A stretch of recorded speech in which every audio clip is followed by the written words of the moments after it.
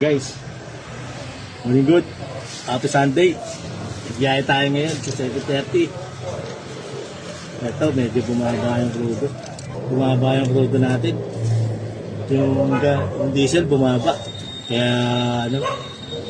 sana dire-diretso sa Martes daw, bababa raw ulit. Sobra yan ha, yung binahit ko sa'yo ha. Wow! Kasi tip ko na sa'yo yan. Mabilahan na natin. Mabilahan muna natin yung boundary natin. Boundary natin 700 ngayon.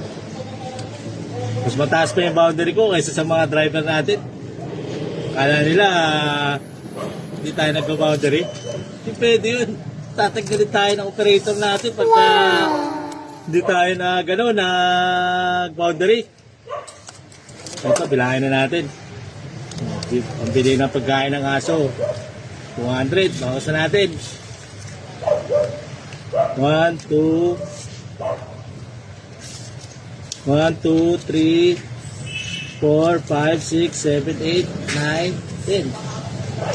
So, na tayo ng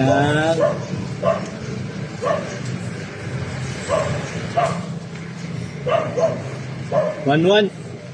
So, na tayo ngayon ng 1-1. Bali, 1-3 sana eh. Kaso, ay 1-4. Bibili tayo pagkain ng aso eh. Alam mo, marami tayong alagang aso eh. Kaya sino magpapaalaga dyan? Kung gusto nyo na, marami na akong alaga. Huwag na ha.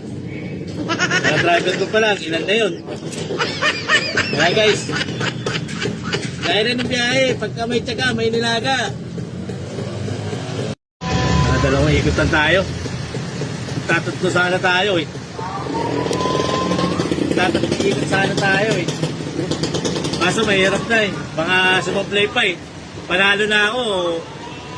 Baka pag bumalik pa ako, biglang patalo eh.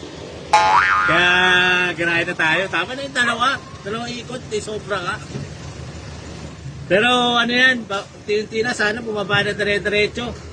Para makabiyahe na yung mga ibang mga kasama natin na hindi na nakakabiyahe.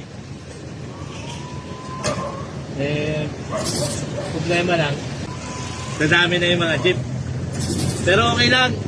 At least nakakabiyahe na yung mga kasama natin. Eh, ganun talaga eh. Para lahat masaya. Hindi lang ako masaya. Ito, grind na tayo. At dalawang ikot na tayo at may babiyahe pa sa sunod natin. So, punta na tayo sa garahe. May tao na kaya doon. Yung 5.0 nag-swimming yata sila. Buti pa sila, pa-swimming lang. At dito na nga tayo sa garahe guys. Garahe na tayo hanggang sa muli. Kita ulit tayo sa kalsada. Bye! Salamat!